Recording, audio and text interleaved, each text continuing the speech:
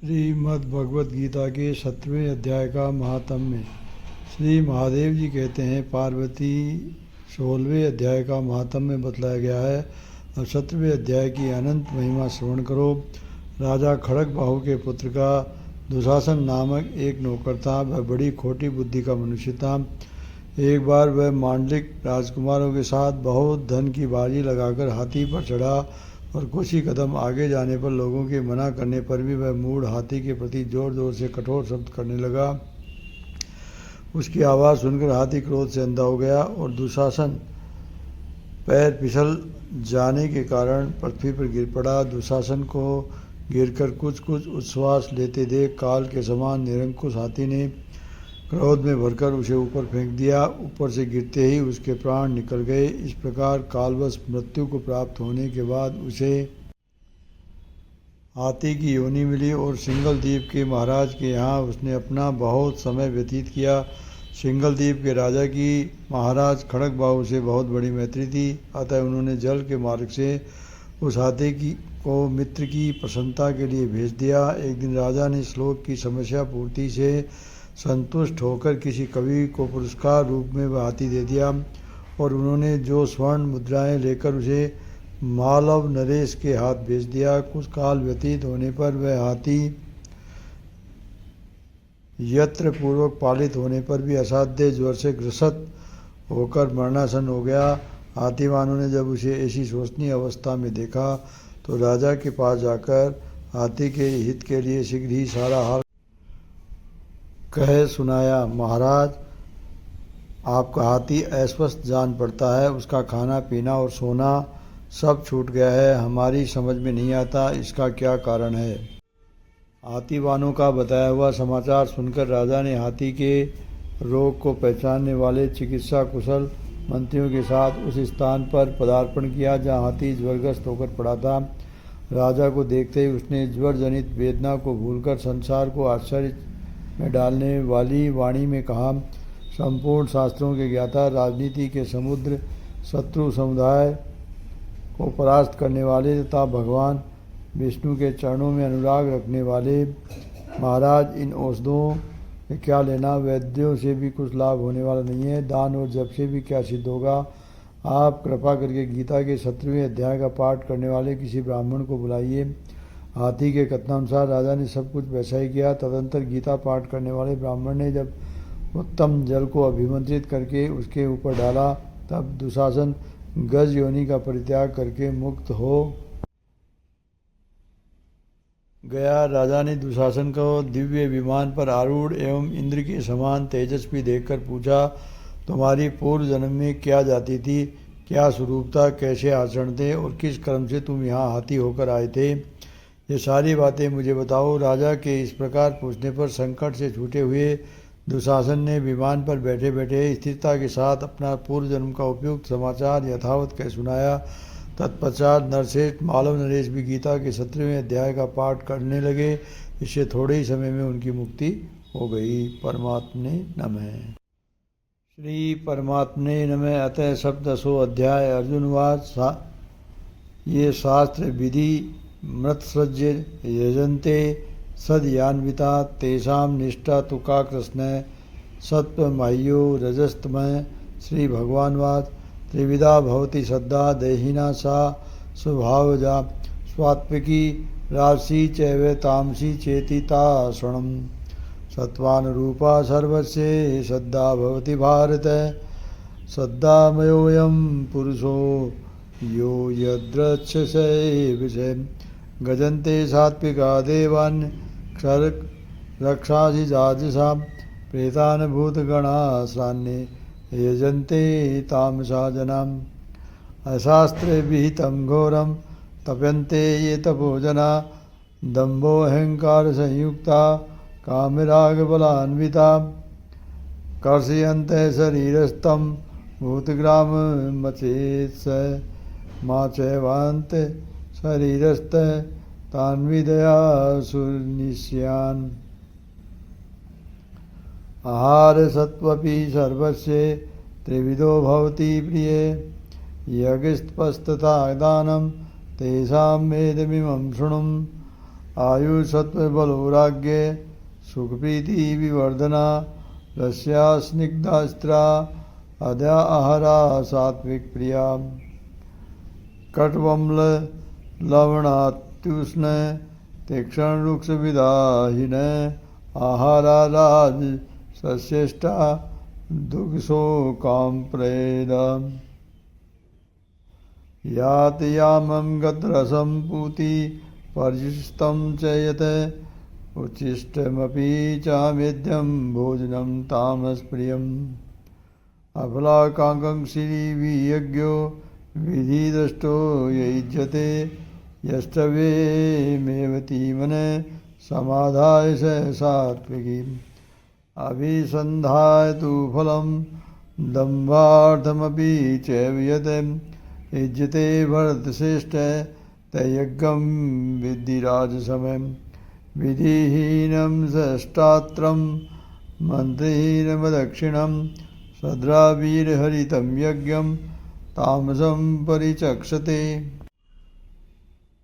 देवद्विजगुरु प्रागणपूजनं शोचमार्जवं ब्रह्मचार्यमहिंसा च शारीरं च तपोच्यते अनुद्वेगकरं वाक्यं सत्यं प्रीतं च यत् स्वाध्यायं व्यसनं चैव वाङ्मयं तपोच्यते मनः प्रसाद सौम्यत्वं मौनमात्मं विनिग्रह भावसंशुद्धिरित्यते मानसमुच्यते सद्या पर्यातप्तं तपस्ते त्रिविधं नरे अफलाकाङ्क्षी वियुक्ते सात्विकं परिचक्षते सत्कारमान पूजार्थ तपोदम्भेन च यत् क्रियते तदिह प्रोक्तं राजसं ध्रुवम् मूढग्रहेणात्मनो यत्पीडया क्रियते तपः परशोत्साधनार्था वा ततामसमुदाहतं दातव्यमिति यद्दानं दीयतेनुपकारिणे देशे काले च पात्रे च तदानं सात्विकं समृतं यतु प्रत्युपकारार्थ फलमुद्दिश्य वा पुनः दीयते च परिक्लिष्टं तदानं राजसं समृतम् अदेशकाले यद्दानं पात्रेभ्यश्च दीयते असत्कृतमवज्ञातं ततामसुदाह्यतम् ॐ तत्सिद्धि निर्देशो ब्राह्मणस्त्रीविधे सम्रत ब्राह्मणास्तेन वेदास्य यज्ञास्य विहितां पुरां तस्मादोमित्युदाह्यते यज्ञदानतपः क्रिया प्रवर्तन्ते विधानोक्ता सततं ब्रह्मा विधीनां तदित्येनं विसन्धाय फलं यज्ञतपः क्रियां दानक्रियाश्च विविधा क्रियते मोक्षाङ्क्षिदिभिः सद्भावे साधुभावे च सदित्येत्प्रपूज्यते हि प्रशस्ते कर्मणि तथा ससदं पार्थ युज्यते यज्ञे तपसि दाने च स्थिति सदति चोच्यते कर्म चैव तदर्थीयं सदित्येवा विधीयते अस्मेदयाहुतं दत्तं तपस्तप्तं कृतं च यत् असिद्धीत्युच्यते पार्थ न च तत्प्रेत्येनो ह्यम् ॐ तत्सदिति श्रीमद्भगवद्गीतासु उपनिषत्सु ब्रह्मविद्यायां योगशास्त्रे श्रीकृष्णार्जुनसंवादे श्रद्धात्रयविभागयोगानां सप्तदशोऽध्याये श्रीपरमात्मने नमः। श्री परमात्मने नमः। 17वां अध्याय। इस प्रकार भगवान के वचन सुनकर अर्जुन बोले, हे कृष्ण, जो मनुष्य शास्त्र विधि को त्याग कर केवल श्रद्धा से युक्त हुए देवादिकों का पूजन करते हैं, उनकी स्थिति फिर कौन सी है? क्या सात्विकी है अथवा राजसी किंवा तामसी है? इस प्रकार अर्जुन के पूछने पर श्री कृष्ण भगवान बोले, हे अर्जुन, मनुष्यों की वह बिना शास्त्रीय संस्कारों के केवल स्वभाव से उत्पन्न हुई श्रद्धा सात्विकी और राजसी तथा तामसी ऐसे तीनों प्रकार की होती है, उसको तू मेरे से सुन। हे भारत, सभी मनुष्यों की श्रद्धा उनके अंतःकरण के अनुरूप होती है तथा ये पुरुष श्रद्धा में है, इसलिए जो पुरुष जैसी श्रद्धा वाला है वह स्वयं भी वही है, अर्थात जैसे जिसकी श्रद्धा है वैसा ही उसका स्वरूप है। उनमें सात्विकी पुरुष तो देवताओं को पूजा करते हैं और राजस पुरुष यक्ष और राजक्षों को पूजते हैं तथा अन्य जो तामस मनुष्य है वे प्रेत और भूतगणों को पूजते हैं। ये अर्जुन, जो मनुष्य शास्त्र विधि से रहित केवल मन कल्पित घोर तप को तपते हैं तथा दंभ और अहंकार से युक्त एवं कामना आसक्ति और बल से अभिमान से युक्त हैं तथा जो शरीर रूप से स्थित भूत समुदाय को अर्थात शरीर मन और इंद्रियादिकों के रूप में परिणत हुए आकाशादि 5 भूतों को और अंतःकरण में स्थित मुझ अंतर्यामी को भी क्रस करने वाले हैं, उन अज्ञानियों को तू आसुरी स्वभाव वाले जान। हे अर्जुन, जैसी श्रद्धा 3 प्रकार की होती है वैसे ही भोजन भी सबको अपनी अपनी प्रकृति के अनुसार 3 प्रकार का प्रिय होता है और वैसे ही यज्ञ तप और दान भी 3 प्रकार के होते हैं। उनके इस न्यारे न्यारे भेद को तू मेरे से सुन।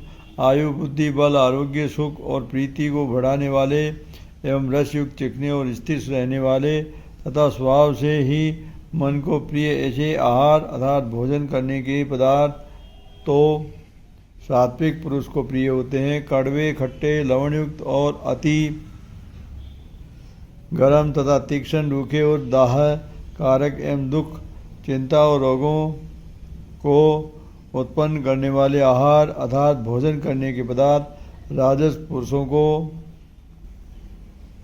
प्रिय होते हैं तथा जो भोजन अधपका रसरहित और दुर्गंध युक्त एवं बासी तथा उच्छिष्ट है तथा जो अपवित्र भी है वह भोजन तामस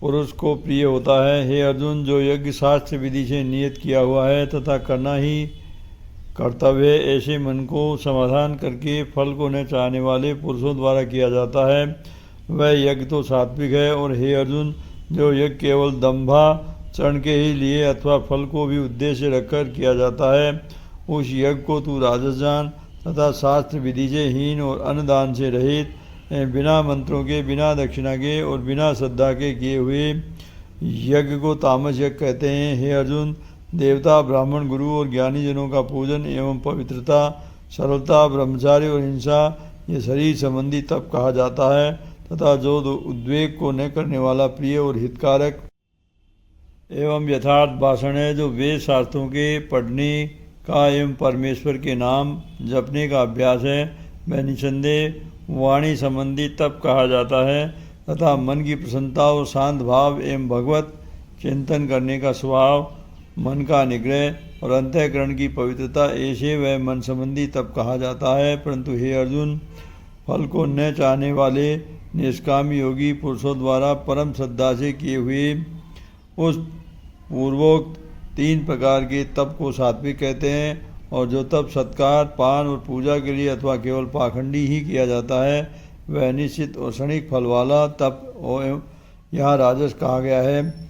जो तप मूर्तापूर्वक हठ से मन वाणी और शरीर की पीड़ा के सहित अथवा दूसरे का अनिष्ट करने के लिए किया जाता है वह तप तामस कहा गया है। और हे अर्जुन, दान देना ही कर्तव्य ऐसे भाव से जो दान देश काल और पात्र को प्राप्त होने पर प्रत्युपकार न करने वाले के लिए दिया जाता है वह दान तो सात्विक कहा गया है। और जो दान क्लेश पूर्वक तथा प्रत्युपकार के प्रयोजन से अर्थात बदले में अपना सांसारिक कार्य सिद्ध करने की आशा से अथवा फल को उद्देश्य रखकर फिर दिया जाता है वह दान राजस कहा गया है। और जो दान बिना सत्कार किए अथवा तिरस्कार पूर्वक अयोग्य देश काल में कुपात्रों के लिए अर्थात मध्य मांसादि अभक्ष्य वस्तुओं के खाने वालों एवं चोरी जारी आदि नीच कर्म करने वालों के लिए दिया जाता है वह दान तापस कहा गया है। ये अर्जुन, ओम तत्सत ऐसे ये 3 प्रकार की सच्चिदानंद घन ब्रह्म का नाम कहा है, उसी से सृष्टि के आदि काल में ब्राह्मण और वेद तथा यज्ञादिक रचे गए हैं। इसलिए वेद को कथन करने वाले श्रेष्ठ पुरुषों की शास्त्र विधि से नियत की हुई यज्ञ, दान और तप रूप क्रियाएँ सदा ओम ऐसे परमात्मा के नाम को उच्चारण करके ही आरंभ होती है। तत् अर्थात तत् नाम से कहे जाने वाले परमात्मा का ही ये सब है। ऐसे इस भाव से फल को न चाहकर नाना प्रकार की यज्ञ, तप रूप क्रियाएँ तथा दान रूप क्रियाएँ कल्याण की इच्छा वाले पुरुषों द्वारा की जाती है। सत ऐसे यह परमात्मा नाम सत्य भाव में और श्रेष्ठ भाव में प्रयोग किया जाता है तथा हे पार्थ, उत्तम कर्म में भी सत शब्द प्रयोग किया जाता है तथा यज्ञ, तप और दान में जो स्थिति है वह भी सत्य है ऐसे कही जाती है। और उस परमात्मा के अर्थ किया हुआ कर्म निश्चय पूर्वक सत्य है ऐसा कहा जाता है। हे अर्जुन, बिना श्रद्धा के होमा हुआ हवन तथा दिया हुआ दान एवं तपा हुआ तप और जो कुछ भी किया हुआ कर्म है वह समस्त असत ऐसे कहा जाता है। इसलिए वह न तो इस लोक में लाभदायक है और न मरने के पीछे ही लाभदायक है। इसलिए मनुष्य को चाहिए कि सच्चिदानंद घन परमात्मा के नाम का निरंतर चिंतन करता हुआ निष्काम भाव से केवल परमेश्वर के लिए शास्त्र विधि से नियत किए हुए कर्मों का परम श्रद्धा और उत्साह के सहित आचरण करे। इति श्री भगवद गीता रूपी उपनिषद एवं ब्रह्म विद्या तथा योग शास्त्र विषयक श्री कृष्ण और अर्जुन के संवाद में छत्रत्रय विभाग योग नामक 17वां अध्याय। श्री परमात्मने नमः।